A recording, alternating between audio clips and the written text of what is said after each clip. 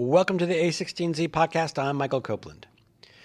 During his leap from the stratosphere, Felix Baumgartner fell faster than the speed of sound, reaching an estimated speed of 833.9 miles per hour, plummeting from the edge of space. Baumgartner's return trip to Earth lasted just over 9 minutes, but there was 7 years of preparation that came before that. Equipment had to be tested and pushed beyond its limit, and so did Baumgartner. It was the task of Red Bull's director of high performance, Andy Walshe, to help train Baumgartner physically and psychologically to do what had never been done before. That's Walsh's job, to work with Red Bull's athletes and artists to get them to places they've never been before. Walshe joins the pod along with a16z's Jordan Stankowski to discuss the methods, technologies, and tools he uses to help get people past seemingly unbreakable barriers. It's not all hitting the gym. Spirituality and mindfulness are part of Walsh's approach. And the really good news is it isn't just world-class athletes or your favorite pop star that can benefit from Walsh's research and work. It's all of us. Andy, so when you say high performance, you direct the high performance program, I think of immediately, I think of some secret lab on an island someplace, or, within the an Austrian, underground lair. I mean, is that what we're talking about? You do have a sort of, mad scientist look about you. Yeah, I kind of get that now and again, but we do have a lab. We do have a place where we can actually sort of prototype new technologies, new components of performance, and that encompasses everything from the specific fitness all the way through to the psychology, to the cognitive social development, even up to the spiritual development. So we have a space we call our sort of workshop or our lab. And, essentially for us it's a playground, because the goal of the program is to enable that individual, whoever they may be from whatever field, to come in and have a vision, have a dream about what that next step is they want to take, and for us to provide the supporting infrastructural mechanisms to make that happen. Let's talk about performance under pressure, because I think given that the Super Bowl is this weekend and, when it comes to most mainstream athletes, like that's probably the most interesting question is, when you think of unlocking human potential, it seems like this unbounded, wonderful, nice to have. But we're talking also about like people in the hard stadium, the arena of, I sound ridiculous. I'm just listening to myself speak because I actually don't play any sports or watch enough sports. But I do think it's interesting to talk about some of the challenges of performing under pressure. I mean, paint a picture for us of what it's like for athletes to have to make decisions under those conditions, and what are some of the things that they have to do, and why performance science matters to all this. Here I'd focus on athletes who physically are performing at high levels, most every day of the year, and the prep work for the big game. A lot of it's in your head. It's the cognitive development. It's how you bringing to light, all the learnings that you picked up and be able to deliver at the highest level, at the highest stage. So no matter how much you practice, you're like saying half of it's a mental game. Absolutely. More than half it's going to be a mental game. Your body's already been trained to go through the motions. But when you get on that stage, you got 100 million viewers. What then, right? How are you going to perform? Well, what actions are you going to take, and how is that going to impact the game? Yeah. I think it's a great comment, and it's a great space. I think it's a sexy space because everyone is engaged at that moment when they're on the 18th at Augusta and the Masters. The crowd's watching. They've got to drop that 12-foot putt to win, and everyone kind of gets a sense of that, For Sonal, that's golf. I just want to point that out. Thank you. Yeah. I was actually looking blankly like, what is he talking about? Right.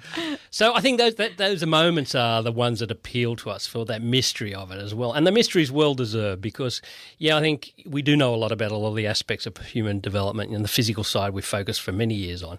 So you get into this space, we get into the sort of head-up conversation, and there's not a great deal of pure understanding about that particular moment, about that very precise moment where you have to perform.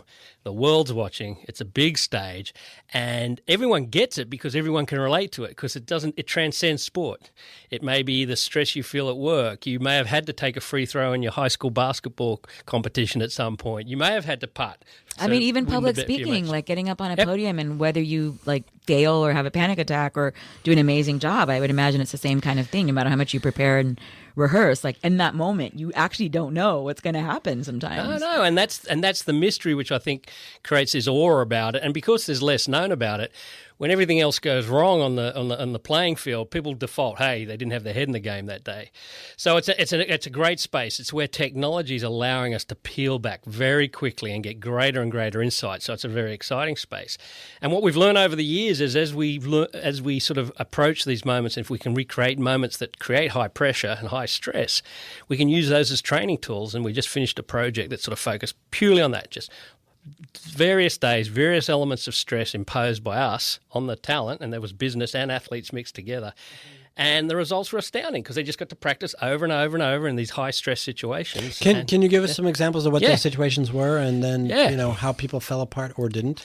Well, it's always a combination. So one of our powerful tools is what we call our surf survival camp, which is teaching you to hold your breath. But we put you in sort of stressful situations where we're forcing you to work under that stress and hold your breath, and you have to relax and you have to have a conversation with yourself because you're underwater, so no one else is listening to you. So you have to get your head in the right space. We had an example where we had some friends from the military set up some sort of what we call the James Bond disposal program, a big ticking bomb that you had to defuse under time constraints.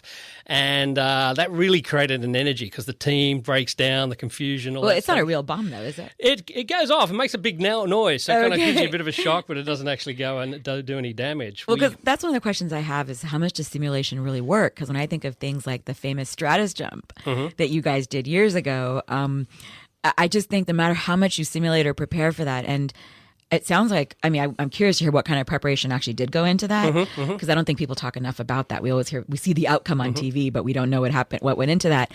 One thing that also comes to mind is you can't actually replicate the feeling of what it's like to be in space and truly feel that moment. In that moment, that is the first time Felix is ever going to feel that way, and hopefully the only time he'll ever feel that way.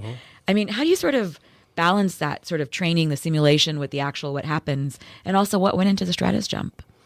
Well, I think you're spot on. You can't. No matter how close it is, the person who's involved or the individual always knows it's a replica, or you're trying to create a scenario to practice for it. So you can't create the feeling of what it's going to be like this Sunday to be at the starting lineup on the Super Bowl. So what we do is we use these other scenarios. We pull you out of what you're good at. We pull you into other spaces. It may be stand-up comedy. It may be holding your breath. And it doesn't really matter because for the first part, you detach from what you're good at, so you kind of relax a little bit more. There's hopefully no ego involved. And you also are in a situation where you have to learn from the beginning. So it sort of accelerates whatever the real you under pressure would look like. We get to see what you're really like, not what you sort of hope to look like under stress. Yeah. And then we train you with tools. We give you tools and techniques to get through that. And then the transfer is very powerful. And we see over and over again that if we try and fake a real scenario, they know it's fake, it doesn't work. If we create a stressful scenario where like stand-up comedy, where they have probably never done it before, they have to stand up in a room and make everyone laugh, they've got to really dig deep and use all that talent to relax, keep control, keep composure, and that has powerful effect because when they go back to what they do know, it's actually pretty easy at that point. Bringing it back to football here, it's where there's a lot of waiting right now for veterans, so folks who've been there before. So if a quarterback gets their second Super Bowl, you say, hey, I assume they're going to perform better because they've been here before. They're not going to have the same amount of nerves. And that's what Andy and Red Bull are looking to unlock.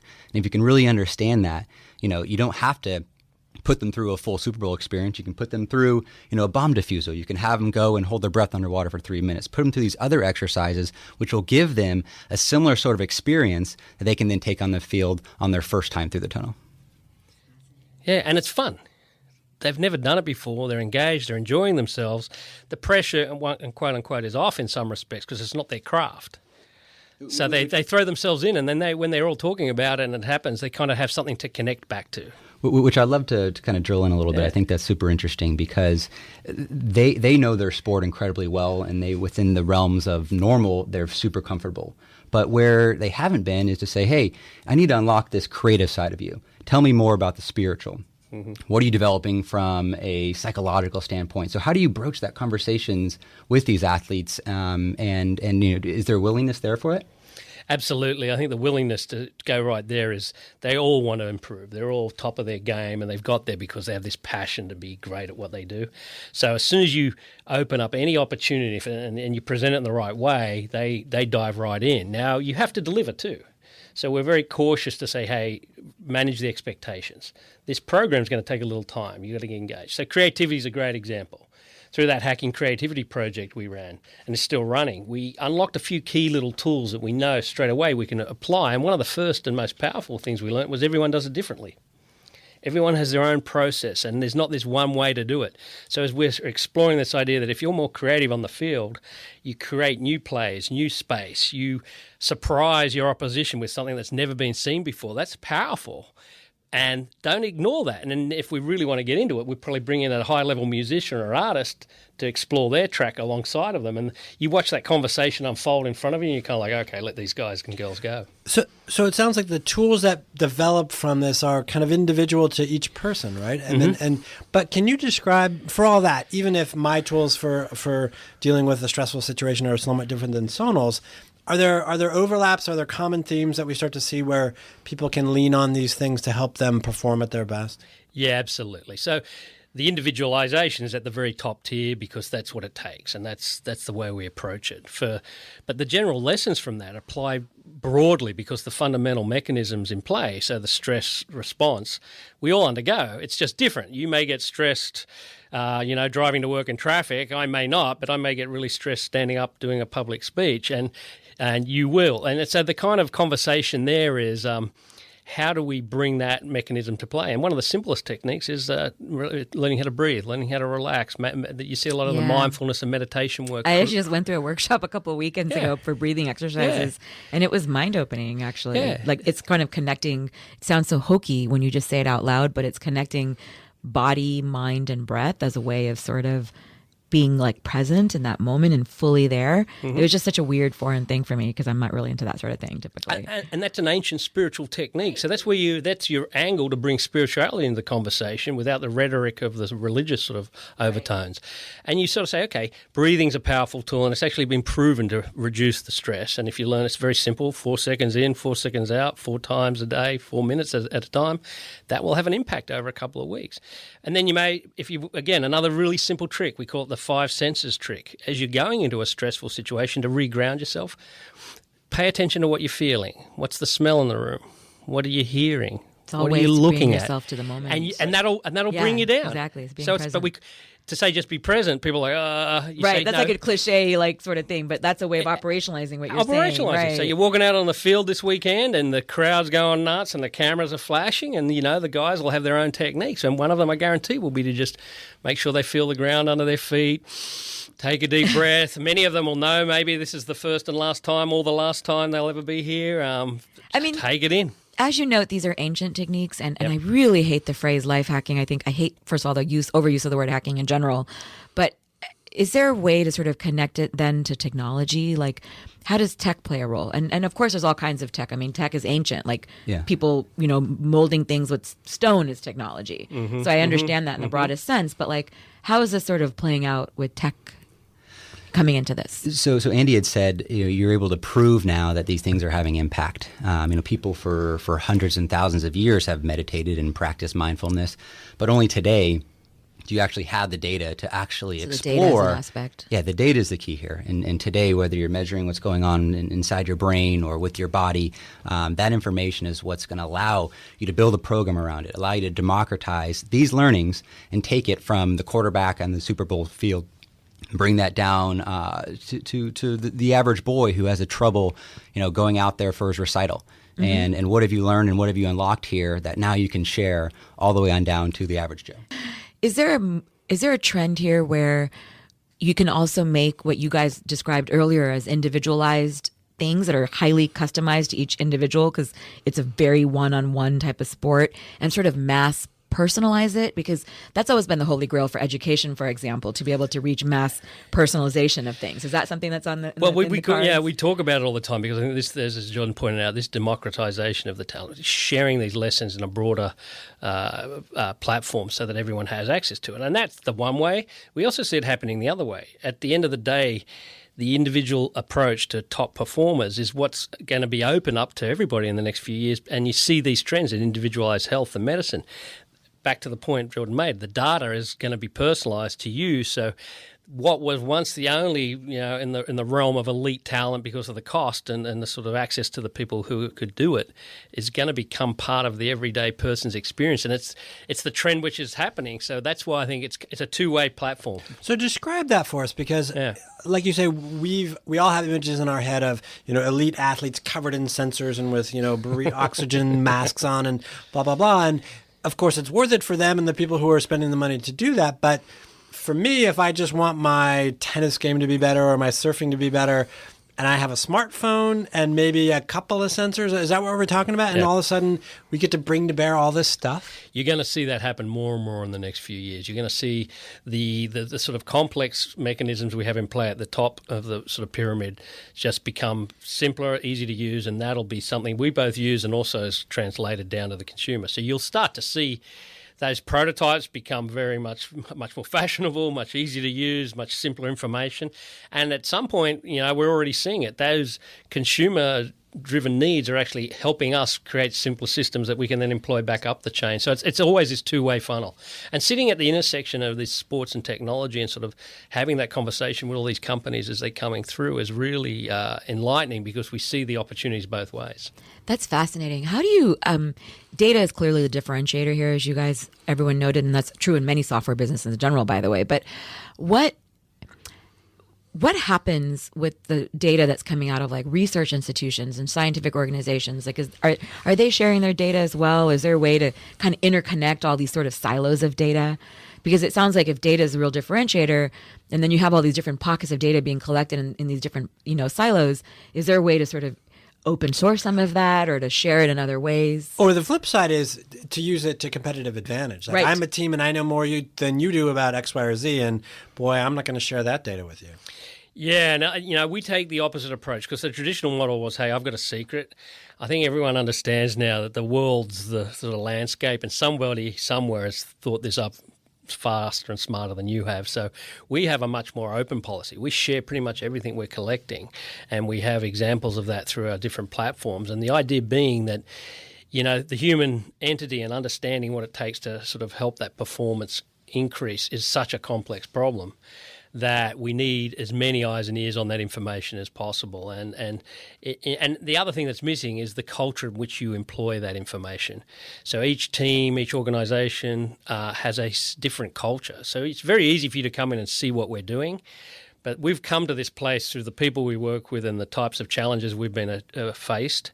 And that has formed a culture, which means even if you copied everything we're doing, you're copying us, which means you're behind us, which is a great thing. And two, but our culture has figured these things out this way. You're going to have to figure out how it applies in your culture, and that's why we're so sort of easygoing with what we have in the shop. I wanted to bring it back on the data story too, where it's not just capturing the data, because at some point you're going to have all these numbers floating around you. Mm-hmm. The key is, what does it mean? Right, exactly. What do you actually do with it? Correct, and make it into actionable insights. And with that, you can really understand what the impact of practicing mindfulness is going to be. And one of the first conversations that Andy and I first connected over was around some of that research. And he's got a naturally strong background in neuroscience, and he was telling me about how it's actually making changes to your brain, that certain parts are growing and the dark matter, I believe, is increasing, and other ones that are your anxiety, your stress, that's actually decreasing with that. We can measure it now, we understand it, and with that we're building plans and actionable insights around that. Yeah, absolutely. I think, again, that's where the exciting moment in this sort of journey is for us right now. Is for years, especially with respect to the brain, it's kind of a mystery, and it's still a lot to crack. Don't get me wrong, but we're peeling back those layers and getting a better understanding, and we've shown demonstrated shifts in brain function as a consequence of certain types of training, and they're to the positive side. And so with all this, it's now, wow, what can we do, and how far can we push it? And really, if we crack this code, what are we going to do with it? Are we going to give it to the athletes? Of course, but we also want to start putting it in the hands of, say, a research scientist, or treat that top young, potential, person who's maybe going to crack the code to, some of our world's greatest challenges.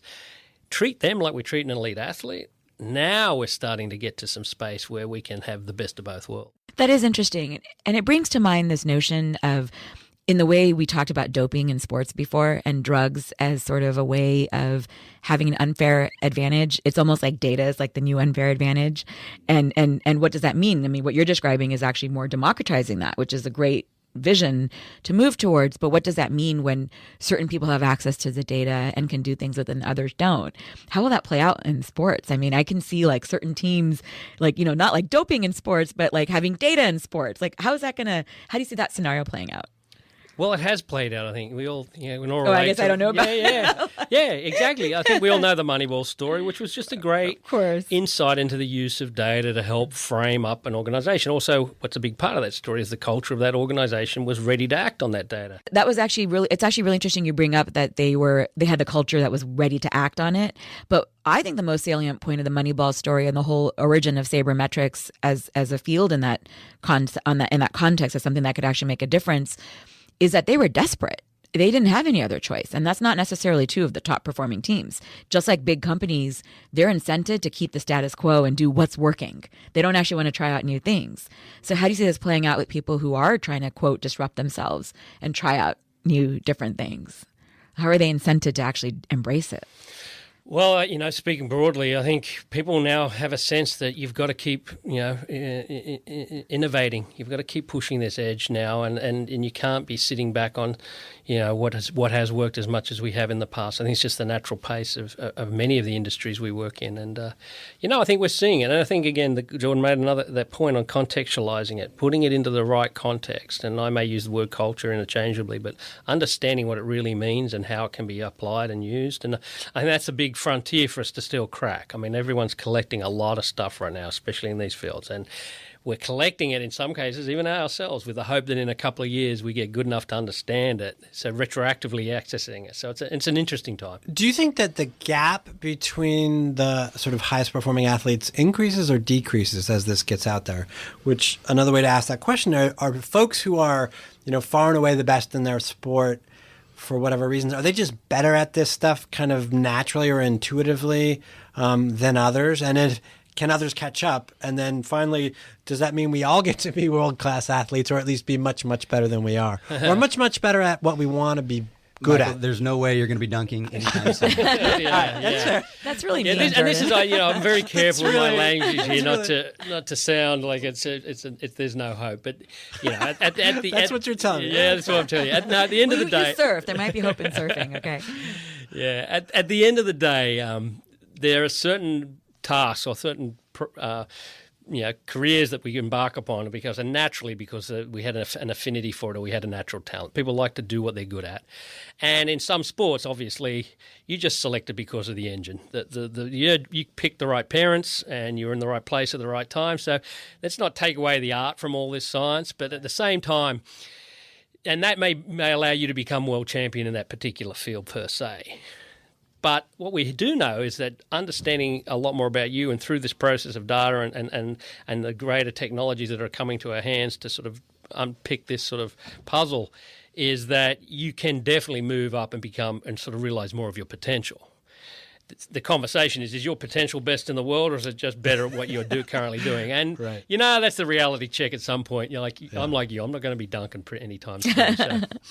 I actually want to bring up a sport that I actually do know something about, which is esports. And it's one of my biggest pet peeves, by the way, as a little sidebar commentary here, that the U.S. media did not cover it until very recently.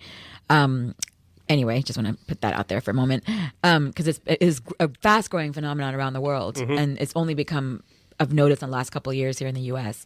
Except basically, it's got to be a sport. Oh, right, wait, and that's exactly right. Yeah. People always argue about whether or not it's a sport, and I ran an op-ed a few years ago from Kevin Morris arguing that it is in fact a sport because it has all the attributes of any other sport.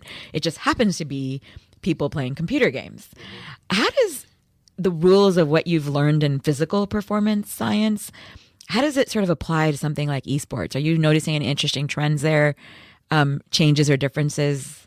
It's the classic model, like I said before. We learn from every talent we work with, kind of talent we work with. And again, when you watch these young performers in the esports community do what they do in the very top of their game, it's staggering. You just have to stand behind them and watch the number of moves they're making, the number of decisions they're making, and a lot of similarities to traditional sports. You make a mistake, you've got to recover. You can't hang on to that. And if you do, you're going to get beaten. You've got to deal with a lot of differentiation and stimuli. You've got to bring a lot of information in to make quick decisions. So no different. In many cases, the skill sets are very similar. And what's actually true, as I said before, is the idea that they're best in class. They've spent many years doing this. What can we learn? Why are they so good? And many cases in the work we've been looking at, what we're having to do to understand why they're so good, the tools, the technologies, the systems we're having to put in place, we're learning things that try and apply directly back to the athlete population and vice versa. We've also done work with the hacking community and what we call the cyber athlete. Again, it's all cognitive performance. So it's not just us interested from gaming and entertainment. There's a lot of interest in the athlete of the future who's going to be cognitively the dominant and how to optimize them. And that's a big area of interest. Why is it called a cyber athlete? Well, I think there's the performers at the hacking competitions, things like DEF CON and Black Hat. Oh, it's like esports, but for hackers. Well, it's a competition. They come in, they have 3 days as a team to, break through whatever security system that's been set up, and the winning team gets paid fairly handsomely. Obviously, for obvious reasons. One, the team that wins may have shown you a new hack for the phone, so if Apple sponsors it, they can pull that straight out and fix it.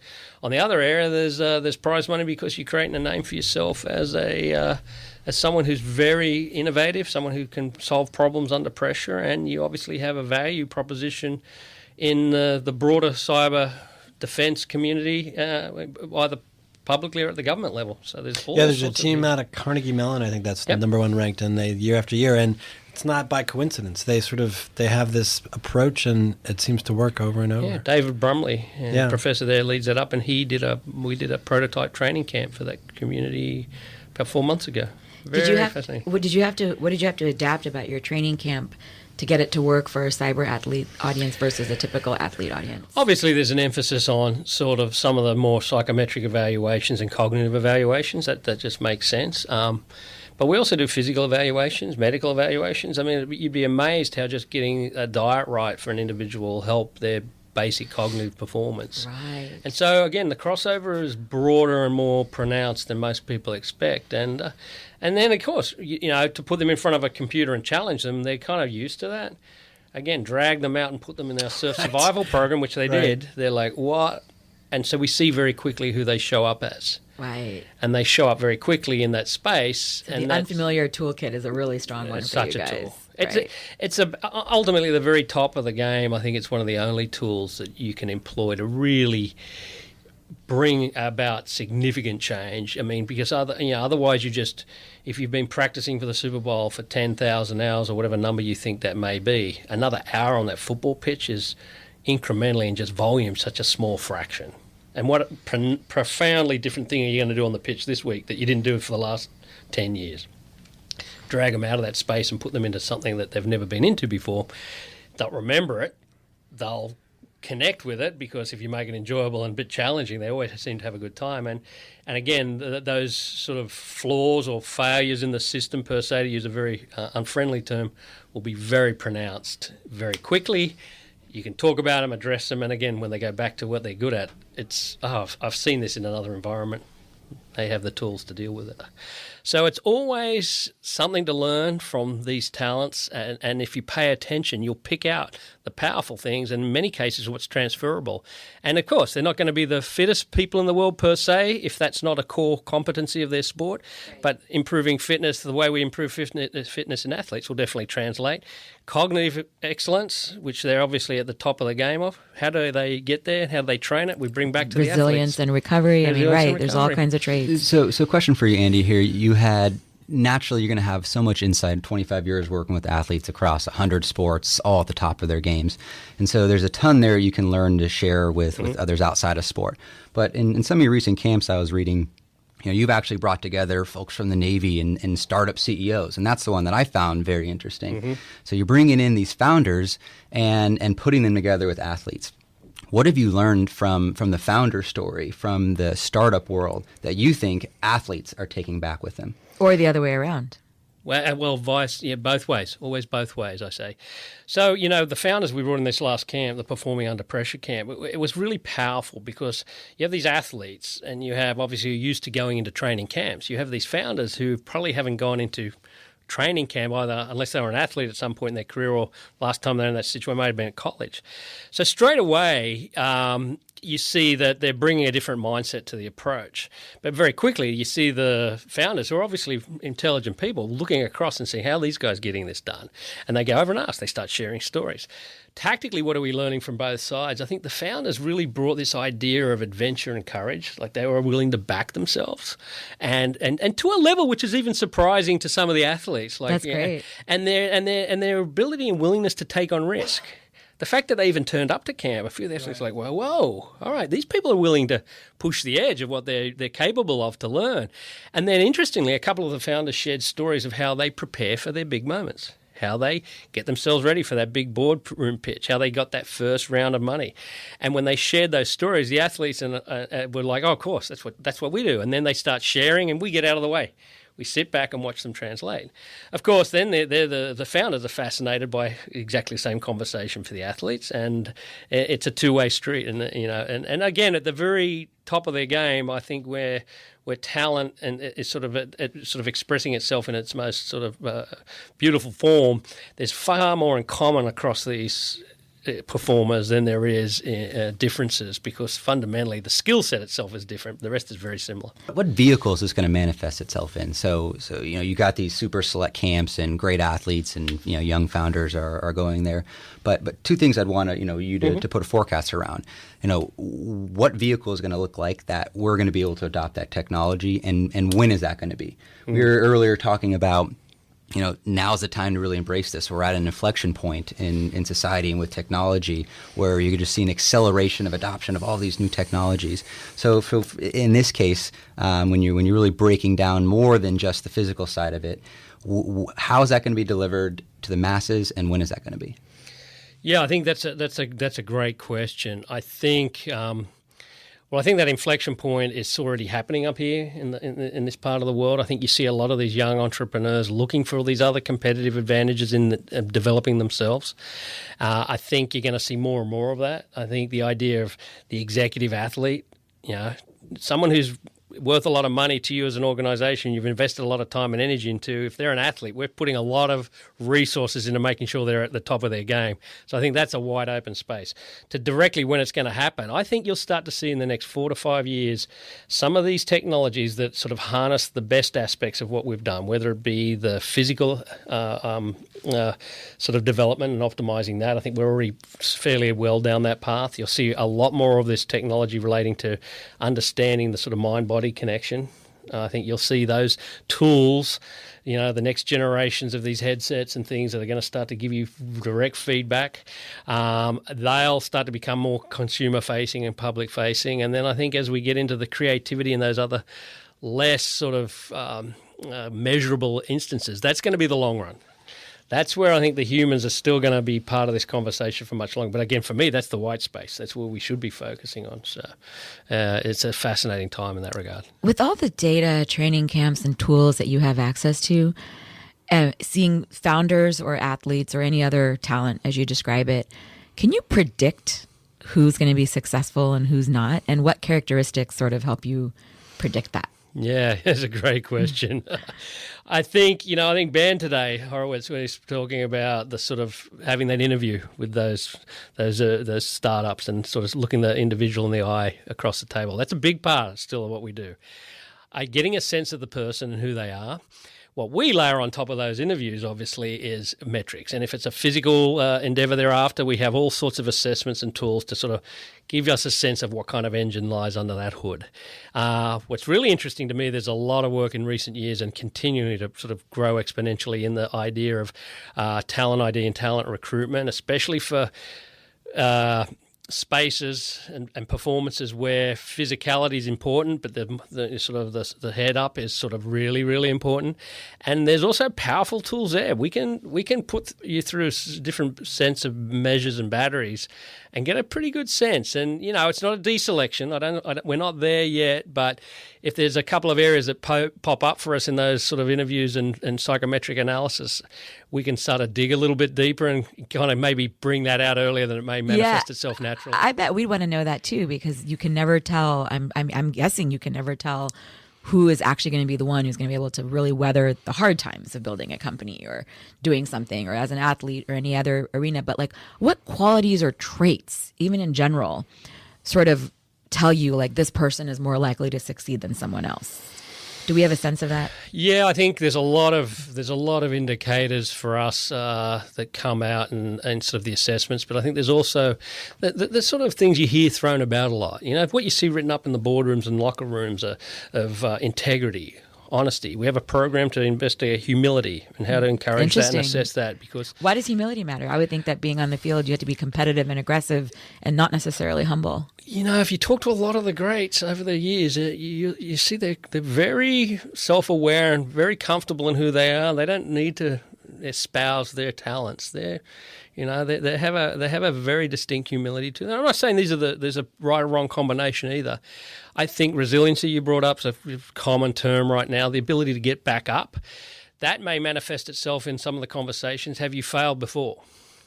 Sometimes we have this saying, a talent is a curse, because if you come to us as the best in class you've been that rising star, the shooting star for your entire career, and you come to us, we know at some point you're going to get beaten. Yeah. And if you've never been beaten badly and until you're right at the top, we don't know how you're going to unpack at that point. and it could be a quick spiral down. So I know there's a lot of work being done on sort of successful businesses have had 2 or 3 prior unsuccessful businesses in play, and there's a lot of conversations around that. And we ask about that. We ask, what's been the toughest thing you've ever faced, and how did you overcome it? So we get into courage as well, and your ability to want to take risk, but more your ability to understand risk. So those general things are really powerful as an overview. We're not perfect at it. There's, I think you've heard the saying, there's no such thing as 100% selection, and but we're getting better and better at it all the time. And again, the data is a big piece of that conversation. At least points us in a direction to ask the right questions. Let's get back really quickly. I mean, Sonal touched on this, and we started Felix Baumgartner. Yep. 7 years, you were saying, to prep for that? I mean, I thought he just had to screw up his courage and jump, right? Or let go. Why 7 years, and what happened in that time? I think that's the classic thing. People see some of the stuff that goes on and they go, "Wow, they just turn up and do that," which is, it'd be great if it was like that. But like that was a flight test program, Colonel Joe Kittinger set the original record in 1960, the original astronaut, really, and it took us sort of 50 years to even get close to that. And I think the 7 years in a flight test program is pretty standard. You've got to come out. You're trying to do something that's never been done before. You're testing equipment, you're testing hardware, you're testing software, you're testing the individuals, and all of those different tests have a point of failure as you develop that process. And you're working through those failure points over and over again to get to that final result. And along the way, we had our hiccups. We had, Felix has spoken openly about his challenges with the project. We had big hardware fails, software fails. We had technology issues all along the way, and even just issues with the weather. Those balloons don't like the wind. So our day of the final launch, when we were all ready, set to go, and a little gust of wind and reset 2 days later. So as luck would have it, we finally got Felix out of the capsule down to Earth safely, broke the speed of sound in free fall the day Chuck Yeager set the original Mach 1 record many, many years before. So it worked out in the end, as luck would have it. And that's one of the big lessons, I think, for us. These moonshot kind of ideas, what's really powerful for me is that you learn so much about yourself, you learn so much about the organization. It's sort of the things you learn ancillary to the final objective that seem to have the most value. And for us, the great takeaways were that this sort of idea that training for these times, training for the unknown, preparing people to deal with that moment when things go wrong is a real important part of any preparation, because anyone get it right when it's going right. Well, what's crazy is that most people, when they do those moonshots, you don't know about the failures because they're private. You guys were very public about that, and it could have honestly gone the complete opposite way, and it didn't. And so it's a little brave. I mean, it's crazy and brave and a little crazy. Yeah, but again, that's that 7-year development time. We'd spend a lot of time. So from the outside looking in, it probably looks a lot higher level of risk than it. We were, the last thing, our number one goal for us was to keep Felix safe. Alive. Alive. And that's exactly Safe. This equals is not alive, this is not just like randomly injured. I mean, this is dead or alive. So everything was geared to us. So we're only going to go when we have a high level of confidence. We're not going to risk anybody's life for the sake of the event, and that's the piece that really takes the work and effort. To say there's zero risk would be disingenuous, but we feel pretty confident that we get it to a level where everyone feels like we're ready to go. That's actually helpful to hear, because I think we have a tendency in the media when we see these amazing, and some people call it a stunt. In that case, actually, it literally was. Or like performances, or like launching of rockets or ships or whatever. We have a tendency to think that's the moment, and it's brave and wonderful and scary, but it's true. And you remember that there's so much preparation that goes into that. It does help you realize, actually, this is a lot more possible than it otherwise could have been. And all the way back to the football drive in the fourth quarter with 2 minutes left, right? How do they make that final drive and go for a touchdown? It certainly isn't luck. It's the years of practice that they put in. Yeah. You prepare, and again, if you prepare well and you prepare for things to be chaotic, and you say, look, today you've got to train, and we're not just going to keep throwing random stuff at you to make sure you're ready for whatever happens. And if they get used to understanding what they operate and how they operate when things go wrong and how to address that and recover from that, then they're in a great situation. So if they are 2 minutes down at the end, they've got to go a long way down the field to win that game. If you've kind of given them a sense of what that's like before, and they rely on years and years and thousands of hours of practice, then you get it together and pull together. Well, I'm going to get it together and pull it together to dunk. And so, or just maybe be good at really the best surfer ever. Andy, Jordan, thank you guys so much for joining the A16Z podcast. Thank you, Thanks guys. very much. Thank you very much.